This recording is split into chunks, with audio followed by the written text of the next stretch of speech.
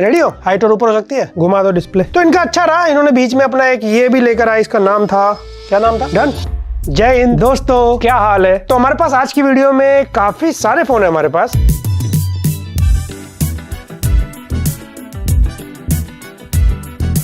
From different brands जो काफी सारे लॉन्च हुए, मे भी एक दो पुराने वाले ना रख दिए हमने गलती से, लेकिन बहुत सारे वीडियो आपको दी गई पूरे साल में, जहां पे अनबॉक्सिंग है, रिव्यू है, कंपैरिजन है, लाइव सजेशन है। तो मैंने सोचा क्यों ना आज की वीडियो में सारे जो ब्रांड्स है भाई, इनको समराइज कर दिया जाए, मतलब इनका रिव्यू किया जाए, इन्होंने क्या किया पूरे साल, या क्या बेहतर किया या क्या और बेहतर कर सकते हैं। तो ब्रांड रिव्यू करते हैं इस वीडियो में हम लोग। सबसे पहले उस ब्रांड से शुरू किया जाए जो कि बजट में ज्यादातर कस्टमर को अट्रैक्ट किया और काफी कुछ दिया है हमें मार्केट में, बहुत सारे फोन दिए उसने, पॉपुलर फोन भी दिए बहुत सारे। तो शुरू करते हैं हम लोग Xiaomi से। Xiaomi से बात करते हैं, फिर पोको की बात कर लेंगे, क्योंकि है एक ही ब्रांड बट दो नाम से बेचते हैं ना। Xiaomi का हाल कुछ ऐसा है, ऐसा फील होता है जैसे फ्लैगशिप में अपना ये काफी ध्यान देने की कोशिश कर रहे हैं, बिकॉज आपने Xiaomi 15 सीरीज देखा, फिर इस बार Xiaomi 16 के बजाय 17 नाम दिया गया आईफोन से मैच करने के लिए, प्रो वगैरह। उन्होंने अपने प्राइस में अच्छा हार्डवेयर, ये सारी चीजें दी, अभी उसकी बात करेंगे। लेकिन जिसके लिए पॉपुलर था, जैसे इनकी Redmi नंबर सीरीज, ये अभी इनकी प्राइसिंग हो चुकी है ज्यादा, ऑलमोस्ट डबल। ठीक है, Note 14 सीरीज मेरे हिसाब से फ्लॉप रहा। फ्लॉप क्यों रहा? क्योंकि किसी ने पूछा ही नहीं पूरे साल भाई खरीदना है, ना किसी ने खास ऐसे कहा कि कंपैरिजन कर दो, मतलब डिमांड रही नहीं, ना लोगों ने ज्यादा वीडियो बनाई, वरना Xiaomi की Redmi नंबर सीरीज पे कभी वीडियो ही बनती रहती थी। देखिए, ये रियल वर्ल्ड कमेंट सेक्शन हम लोग क्या कर रहे हैं उसकी बात हो रही है। ऑन पेपर इन्होंने बेचा होगा। 14 सीरीज का नई मार्केटिंग पता क्या थी? याद होगा आपको, लास्ट ईयर मैंने Oppo F27 Pro के मार्केटिंग का जो मेथड था उसको क्रिटिसाइज काफी किया था, मिसलीड हो सकता था उन मार्केटिंग के तरीके से। वैसा ही कुछ यहाँ पे Xiaomi ने भी कर दिया, क्योंकि Xiaomi 14 Pro को भाई गिरा के दिखा रहे, बर्फ में जमा के दिखा रहे हैं, टेढ़ी मेढ़ी फालतू की मार्केटिंग कर रहे हैं, न्यूज़पेपर में ऐड चल रहे हैं, शॉक प्रूफ, ड्रॉप प्रूफ, ऐसा कुछ करके था। इन्होंने थोड़ा सा दूसरा मार्केटिंग का मेथड अपनाया इस बार। प्राइस टू जो फोन में दिया गया वो मार्केटिंग होती थी इनकी पहले, इसलिए हिट होते थे, कभी ब्लैक में लेने पड़ते थे। एक और दिक्कत इनके साथ पता क्या रही? वो है MIUI से इन्होंने नाम बदल के किया HyperOS। बस मैं ये कहना चाहता हूँ, Xiaomi ने MIUI को HyperOS बनाया, लेकिन जो हम लोग MIUI को लोग क्रिटिसिज्म दे रहे थे कि भाई यहाँ पर आप लोग थोड़ा सॉफ्टवेयर अपडेट और बेटर कर सकते हो, या फिर जो जिटर या बग देखने को मिलते हैं वो थोड़े इंप्रूव होने चाहिए, वो एक्चुअली में इंप्रूव नहीं हुआ। हाँ, कुछ फीचर्स एक्स्ट्रा ऐड किए गए, ऐसा नहीं एकदम सेम था, नाम बदल दिया, एनिमेशन वगैरह इंप्रूव करने की कोशिश की गई और वो दिखती है, लेकिन वो थोड़े से जिटर बग्स पे इन्होंने काम कम किया। तो इस पे फोकस कम करने के बजाय मार्केटिंग का तरीका अलग अपनाया, और लास्ट में जाके फिर इन्होंने महंगे फोन पे ज्यादा टारगेट करने की कोशिश की, जहां पे इनका सीधा कंपटीशन किससे है? सैमसंग, एप्पल, वीवो, ओप्पो जैसे ब्रांड से। जैसे वीवो को सैमसंग से फाइट करना पड़ता है, एप्पल और सैमसंग आपस में फाइट करते हैं, लेकिन Xiaomi के फ्लैगशिप को सबसे फाइट करना है, तब वहां बेंचमार्क सेट होगा। तो वहां पे मुश्किल हुआ, यहाँ पे ध्यान कम हुआ, अच्छा नहीं रहा इनका ये साल 2025। हाँ, पोको ने अपने आपको फिर भी एक स्टैंडर्ड सेट किया, प्राइसिंग, सारे ब्रांड की प्राइसिंग बढ़ी है, इन्होंने भी बढ़ाए, लेकिन इन्होंने कई फोन ऐसे लॉन्च किए जहां पे हार्डवेयर और प्राइस अच्छा दिया, जिसके लिए जाने जाते हैं। और मदरबोर्ड जो फेल हुआ था इनका, काफी इश्यूज आए थे, वादा किया नहीं आएगा प्रॉब्लम, वैसे अभी तक तो मेजर देखने को नहीं मिला, तो उस पर भी काम हुआ, ध्यान दिया गया। तो Xiaomi को थोड़ा आप अप्रिशिएट कर सकते हो वाया पोको, Xiaomi को Xiaomi के लिए तो अप्रिशिएट नहीं कर सकते। शायद इसीलिए इनका मार्केट शेयर भी काफी ड्रॉप हो गया लास्ट ईयर के कंपैरिजन में। उम्मीद करता हूँ Xiaomi अगले साल थोड़ा बेटर करे, हालांकि अगला साल थोड़ा चैलेंजिंग होने वाला, अभी क्यों मैं लास्ट में बात करूंगा। Xiaomi की बात हो गई, Xiaomi के बाद Realme की बात करें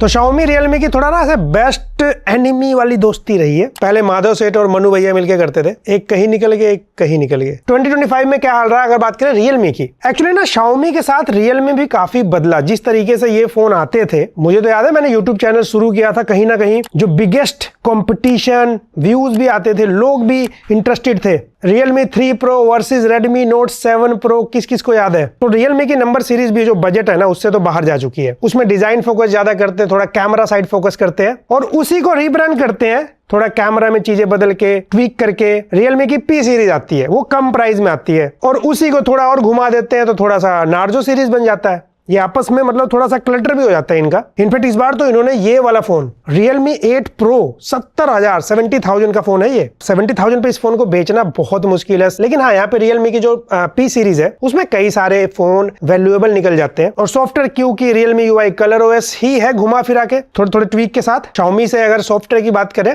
थोड़ा रिफाइनमेंट की तरफ इनको एडवांटेज मिल जाता है। अच्छा, कई बार सॉफ्टवेयर टाइम पे देते हैं, कई बार ऊपर नीचे कर देते हैं, कई बार पोस्टपोन कर देते हैं। ये इनको बेटर करने की जरूरत है। और 70,000 का फोन लॉन्च कर दिया भाई, उधर ओप्पो वन प्लस इस रेट में फोन लॉन्च करते हैं, तो रियलमी को बेसिकली थोड़े कम रेट पे और फोकस करना होगा। अच्छा, यहाँ पे बात कर लेते हैं वन प्लस का क्या हाल रहा है 2025 में। 2025 में वन प्लस का सफर काफी उतार चढ़ाव भरा रहा है। पूछा मैंने कुछ, अपने आप ही एक्टिवेट हो जाओ, अपने आप बातें तो नहीं सुन के उठा ले जाते हमारी सारी।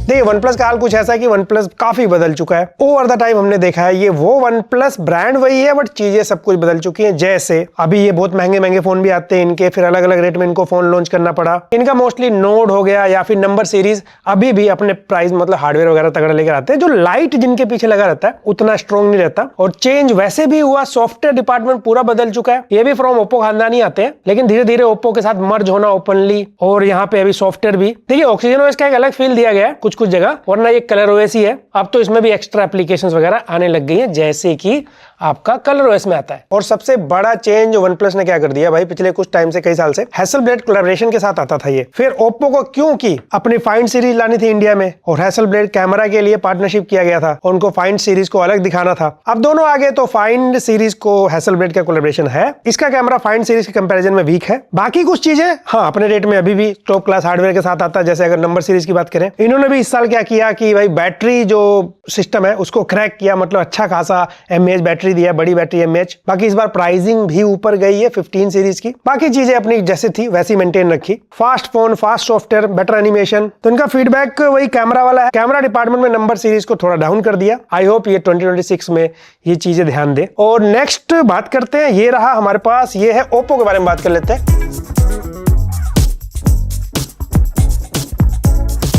ओप्पो का क्या हाल रहा। ओप्पो ने भाई थोड़ी सी चीजें इस बार बदली। इस बार क्या, पिछली बार ये लोग ले आए थे, तो ओप्पो ने इंडिया में फाइंड सीरीज को फाइंड किया और लेकर आए। फाइंड सीरीज क्विट कर दिया था इन्होंने। इनका फ्लैगशिप रेनो सीरीज होता था, मतलब रेनो सीरीज तो वीवो की वी सीरीज से कंपटीशन करता था, लेकिन फाइंड एंड सीरीज लाए तो ये एक अच्छा डिसीजन रहा। इनफैक्ट काफी अच्छा कैमरा भी रहा फाइंड X9 प्रो का। हाँ, इनको थोड़ा वीडियो पे और थोड़ा काम करने का लगता है, मुझे लगता है जरूरत, बट ओवरऑल डिजाइन, सॉफ्टवेयर में कलर ओएस काफी इंप्रूव हो चुका है। आईफोन टाइप एनिमेशन फील कराते हैं। फीचर्स तो पहले भी ज्यादा थे, बस वही है कि हाँ ये भी अपनी X सीरीज में भी एक्स्ट्रा एप्लीकेशन देते हैं। अच्छा किया इसको वापस लाके। इनफैक्ट एक फोन जो मैंने काफी रिकमेंड किया इनका, कहाँ गया, ये रहा। वैसे ये फोन रियल लाइफ में भाई हम यहाँ पे एक सेकेंडरी फोन की तरह यूज भी कर रहे हैं। ये जो लाइट चेंज कर रहा हूँ देख रहे हैं, इसी में ऐप है हमारी, कुछ ऐप्स इसमें काम करती हैं। अब सेम कलर कैसे आएगा, 17-18 हजार रुपए में नॉर्मली मिलता है, उसमें भी जस्टिफाइड है। 15 हजार से नीचे ऑफर में आया था, टू मच जस्टिफाइड हो गया था। इसको मैं थोड़ा अप्रिशिएट भी करना चाहूंगा, क्योंकि भाई 20 हजार से नीचे जो भी अच्छा फोन लॉन्च करे कोई भी ब्रांड, उसके लिए अप्रिशिएशन बनता है। एक्चुअली ना ब्रांड कम रेट के फोन में कम कमाई करते हैं, ज्यादा रेट के फोन में ज्यादा कमाई करते हैं। इसीलिए आप देखोगे फ्लैगशिप फोन पे आजकल ब्रांड ज्यादा टारगेट कर रहे हैं। उनको ये पता नहीं है कि हम सब महंगे नहीं खरीदते। इन्होंने बैटरी पे बहुत अच्छा काम किया, सॉफ्टवेयर पे अच्छा काम किया, कुछ अच्छे फोन निकाले। इनका ये साल मैं अच्छा बोलना चाहूंगा। मार्केट कितना भी कैप्चर किया हो, कम किया हो, ज्यादा किया हो, पर इंप्रूवमेंट लगा मेरे को। बस इनको अपने कैमरा पे, वीडियो पार्ट पे इंप्रूवमेंट का फील कराता है मुझे। के सीरीज जैसे और फोन पे थोड़ा फोकस करना चाहिए। आपकी ब्रांडिंग भी बेटर होगी, कंज्यूमर को अच्छे प्रोडक्ट भी मिलेंगे। बाकी आपसे ज्यादा से ज्यादा निकालने के लिए पैसा आपसे एफ सीरीज फिर से आई होगी, विवो की वाई सीरीज, इनकी ये सीरीज है। और अभी बात करने वाला हूं मैं यहाँ पे नथिंग। इनका क्या रहा भाई 2025 में, टू मच कंट्रोवर्शियल रहा इनका ये साल 2025। अब तो ये नया ब्रांड नहीं रहा। नथिंग फोन 1 को लोगों ने काफी अप्रिशिएट किया था, मतलब एक डिफरेंट एक्सपीरियंस, ग्लिफ लाइट, ये सब नया सॉफ्टवेयर एक्सपीरियंस। पर इस 2025 में जो इनकी 3A सीरीज आई, 3A आया, 3A प्रो आया। 3A अपनी जगह अच्छा है, 3A प्रो थोड़ा सा हार्डवेयर बेटर हो सकता था, बट अदरवाइज 3A से थोड़ा कैमरा वगैरह बेटर था इसका। इनफैक्ट जब नथिंग OS 3.5 आया तब भी लोगों ने पसंद किया। काफी सारे चेंजेस हुए थे, कई सारे क्रिटिसिज्म भी दिए गए थे, ये ऐड होना चाहिए था, वो ऐड होना चाहिए था। इन्होंने ऐड किया, मैंने खुद भी वीडियो दिया था कि कुछ कुछ फीचर मिसिंग है, वो आ गए भाई। ऐसा लग रहा था कोई बैठ के सुन रहा है, ऐसा नहीं कि सिर्फ मेरी, बहुत लोग कह रहे थे। पर जब नथिंग फोन 3 आता है, ओ भाई 80,000, मुझे लगता है किसी ने भी इसको कहा होगा। इनका अपना ट्रू फ्लैगशिप बोल रहे थे, लेकिन इसके अंदर बहुत सारी ऐसी चीजें थी जो एक्चुअली ट्रू फ्लैगशिप को डिफाइन नहीं कर पा रही थी। डिजाइन अलग कंट्रोवर्शियल था भाई, कैमरा कैसे कैसे लगा दिया, ग्लिफ लाइट भी अलग से बना दी। बाकी लुक सब्जेक्टिव होता है मुझे पता है, बट बहुत कम लोगों ने इसको अप्रिशिएट किया। इंडिया से बाहर के कुछ यूट्यूबर्स ने किया, उनको कुछ भी पसंद आ जाता भाई कई बार।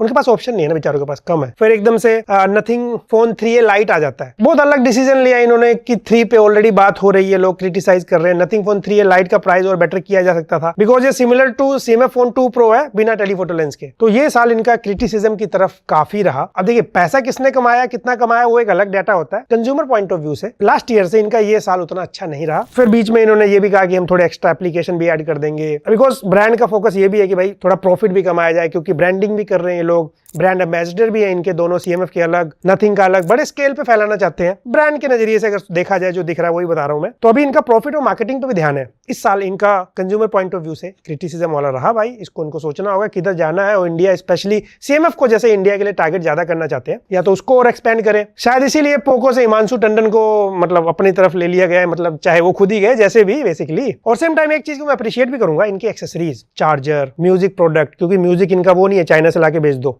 ये काम करते हैं उस पे। ये बोट शॉट टाइप नहीं है भाई, बोट ने ये करके कहां से कहां पहुंच गई भाई। इनका बोट को देख के वैसे मल्टीपल इंडियन ब्रांड ने ट्राई किया सेम मेथड, किसी ने घड़ी बनाया, किसी ने म्यूजिक प्रोडक्ट, किसी ने कुछ। और अभी बात करेंगे मोटरोला का क्या हाल रहा इस साल 2025 में।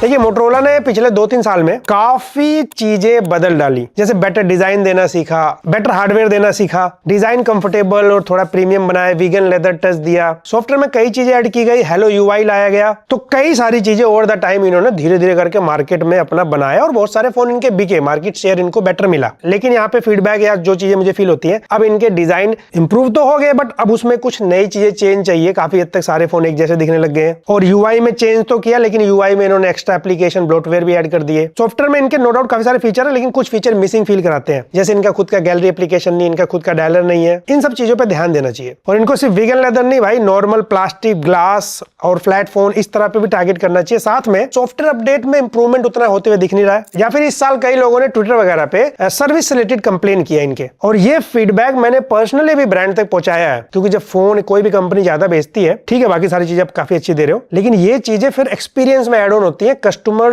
नए कस्टमर को बताता है भाई इस कंपनी का फोन ले ले, ये वो। आई होप ये चीजें 2026 में बेटर की जाए। और अभी बात करने वाले हैं सैमसंग के बारे में।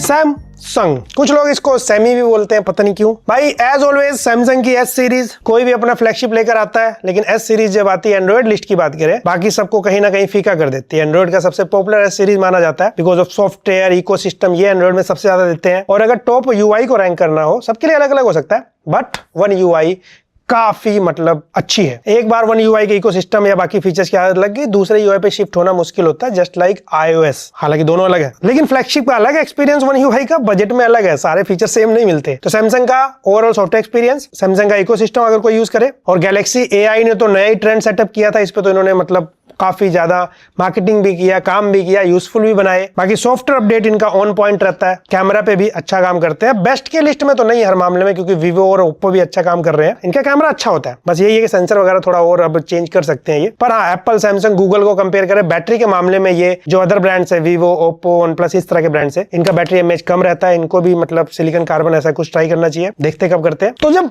S सीरीज की बात करें, या फिर स्पेशली इस बार बात करें गैलेक्सी फोल्ड की, Fold 7 की, मतलब इसने तो फोल्डिंग की पूरा भाई अपने आप को रिवाइव कर दिया, अलग ही बन गया ये। बहुत लोगों ने अप्रिशिएट किया होगा, और मैं खुद अप्रिशिएट करूंगा। मैंने S25 अल्ट्रा अपने लिए ब्लैक कलर में अलग से बाय किया था, जबकि रिव्यू नहीं आया था, मुझे ये कलर चाहिए था। बट Fold 7 पे शिफ्ट होने के बाद मैंने कहा मैं यही ट्राई कर लेता हूँ, भले इससे वीक कैमरा, बट बहुत लाइट वेट, कंफर्टेबल। बस ये ऐसे ऐसे ऐसे ऐसे झूलता रहता है कैमरा की वजह से। फोल्डिंग फोन, बट मैं स्टिल सबके लिए नहीं कहता। ये बहुत मजबूत हुए ओवर द टाइम, लेकिन थोड़ा सा फ्रेजाइल तो होता ही है। हालांकि मेरे साथ वो है कि मैं फोन स्विच करता रहता हूं, तो मैं बहुत ज्यादा एक फोन लॉन्ग टाइम तक यूज भी नहीं कर पाता। स्विच नहीं करूंगा तो वीडियो कैसे बनेगी। लेकिन इनका एक जगह जहां पे इस साल इन्होंने काम नहीं किया, वो है इनका 50,000 रुपए से नीचे की बात कर ले, थोड़ा जमीन पे आ जाए, क्योंकि भाई सब नहीं बाय कर सकते फोल्ड फोन, S सीरीज के फोन। इनका जो FE है, ये तो 60,000 रुपए के आसपास आता है। ये नेक्स्ट ईयर का फोन बोला जाता है, दिवाली में सस्ता मिलता है, बढ़िया रेट में मिलता है। S24 FE देखा आपने, अगली बार S25 FE मिलेगा, तब ये एकदम मस्त फोन हो जाता है। ए सीरीज का फोन भी अभी डबल हो चुका है रेट, बेसिकली A56 वगैरह जो आते हैं, A56। Number series Xiaomi, Realme और ये जो सैमसंग देता था, जैसा गैप था वो गैप लगभग डबल हो गया, आज भी वहीं पे है, बस प्राइस बढ़ गया। लेकिन इसके बीच का क्या, यहाँ पे कितने फोन लॉन्च हुए सैमसंग के, ऐसा लगा यहाँ पे इनका ध्यान कम से कम था या नहीं था। कंपटीशन के नजरिए से उतने स्ट्रॉन्ग फोन लॉन्च नहीं किए इन्होंने।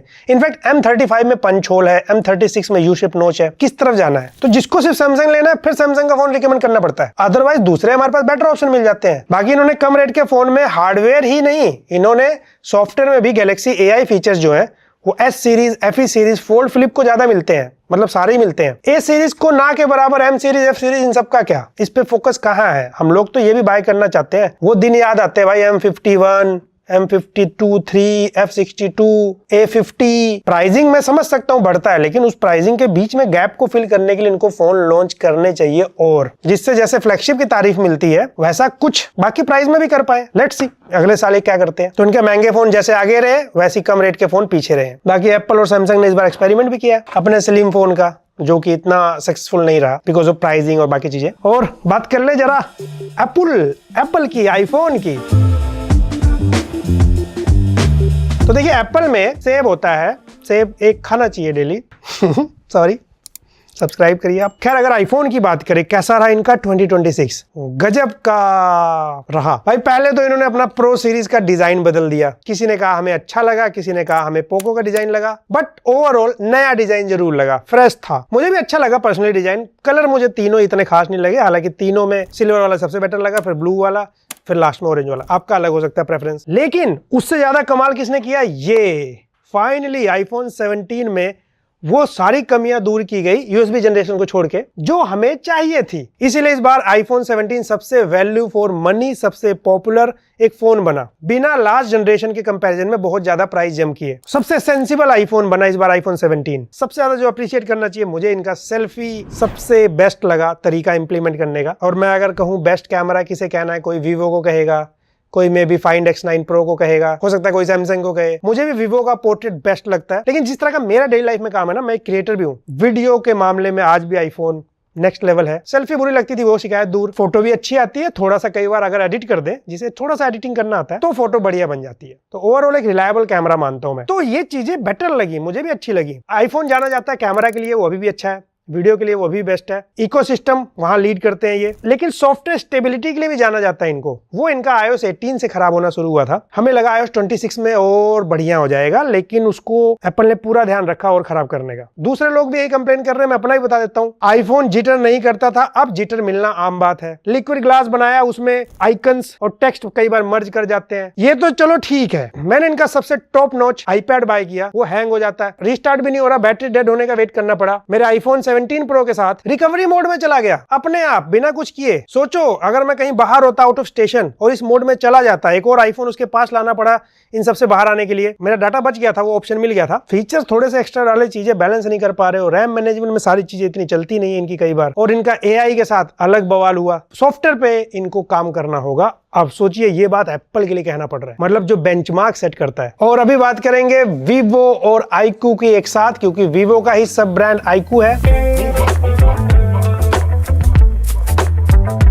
वीवो को जाना जाता है ऑफलाइन के लिए ज्यादातर, हालांकि इनकी T सीरीज आई है जो ज्यादातर ऑनलाइन में पॉपुलर है, उसकी प्राइसिंग भी बेटर रहती है। लेकिन सेम टाइम iQOO को जाना जाता है मोस्टली ऑनलाइन ब्रांड के लिए, परफॉर्मेंस के लिए। वीवो डिजाइन, कैमरा, अब तो हार्डवेयर भी कई सारे इंप्रूव हुए हैं बहुत सारे फोन में, कुछ कुछ फोन में नहीं भी होते भाई, जैसे इनकी Y सीरीज, या जो वीवो की V सीरीज में E लगा होता है जिनके नाम के पीछे, और X सीरीज तो कैमरा के लिए जानी जाती है, V सीरीज भी कैमरा के लिए जानी जाती है, फोटोज के लिए स्पेशली। इनफैक्ट वीवो ने, इन्होंने अपना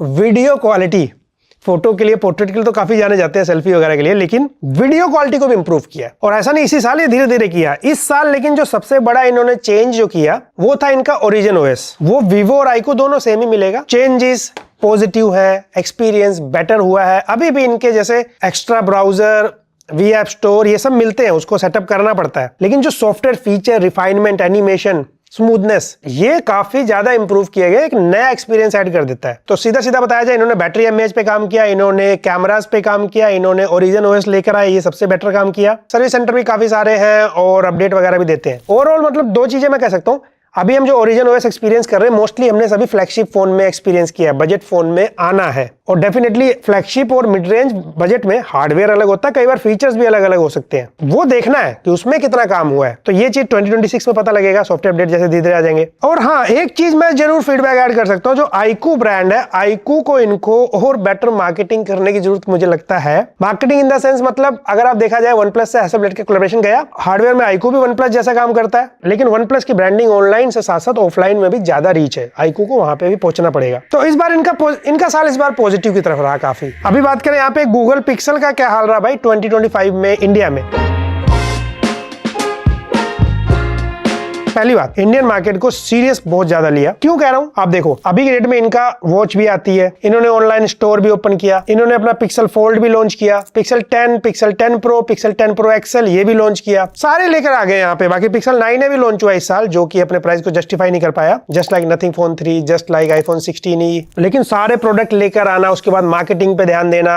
जैसे मैं LG की टीवी यूज करता हूँ, यहाँ पे वेब ओएस में अक्सर इनके ऐड देखे मैंने, कुछ सेलिब्रिटीज के पास भी इसको उस नजरिए से दिखा हो जहां मार्केटिंग की जाती है। होल्डिंग्स लगे हैं एयरपोर्ट वगैरह पे, बड़ी बड़ी जगह पे। कुछ सीरियस है ये लोग इंडियन मार्केट को लेके, लेकिन इंडियन मार्केट में सीरियस होने के लिए इनको एक चीज समझना होगा, वो है प्राइसिंग। प्राइसिंग की वजह से इंडियन मार्केट इनको कम सीरियस ले रही है, क्योंकि इंडिया में ना वैल्यू फॉर मनी प्रोडक्ट से ब्रांडिंग और बड़ी बनती है, कंज्यूमर बेस ज्यादा बनता है, और ज्यादातर लोग मेजोरिटी केस में अंडर 30,000 फोन खरीदते हैं। टू बी ऑनेस्ट, अगर मैं इसमें बोलूं सभी ब्रांड के लिए बात लागू होती है, अगर आप 30,000 40,000 से ऊपर का फोन ले रहे हैं, 80% से ज्यादा लोगों के लिए वो है ही नहीं। ये 80% मेरा अपना डाटा है तो कोई आर्टिकल नहीं मिलेगा, उसके लिए मुझे खुद ही लिखवाना पड़ेगा आर्टिकल। पिक्सल को ये समझना होगा भाई, हमें प्राइसिंग बेटर करनी होगी, इसीलिए उतना ज्यादा डिमांड कम हो जाती है। और नया जो टेंसर G5 आया इनका, तो टेंसर G5 इंप्रूव हुआ, लेकिन और इंप्रूव किया जा सकता है। और सर्विस सेंटर भी इंडिया में कम है, पिकअप एंड ड्रॉप सर्विस लेनी पड़ती है। प्राइस ड्रॉप होते ही डिमांड बढ़ने लग जाती है, लोग पूछने लग जाते हैं। इसका मतलब लोग बाय करना चाहते हैं बिकॉज ऑफ क्लीन सॉफ्टवेयर, एक ट्रस्ट। अगर सैमसंग एप्पल के बाद किसी ब्रांड का नाम ज्यादातर टेकी लोग जानते हैं, अगर उनको ब्रांडिंग देनी हो, मुझे लगता है तीसरे नंबर पे पिक्सल को देंगे। मैं सिर्फ ब्रांडिंग की बात कर रहा हूँ। वही मैंने जैसे कहा, प्राइसिंग और इनको कैमरा, पोर्ट्रेट मोड वगैरह और वीडियो पे काम करना होगा। तो मार्केटिंग नजरिए से साल बहुत अच्छा रहा इनका। बाकी जो मैंने फीडबैक दिए कंज्यूमर नजरिए से, वो बेटर करने की जरूरत लगी। और यहाँ पे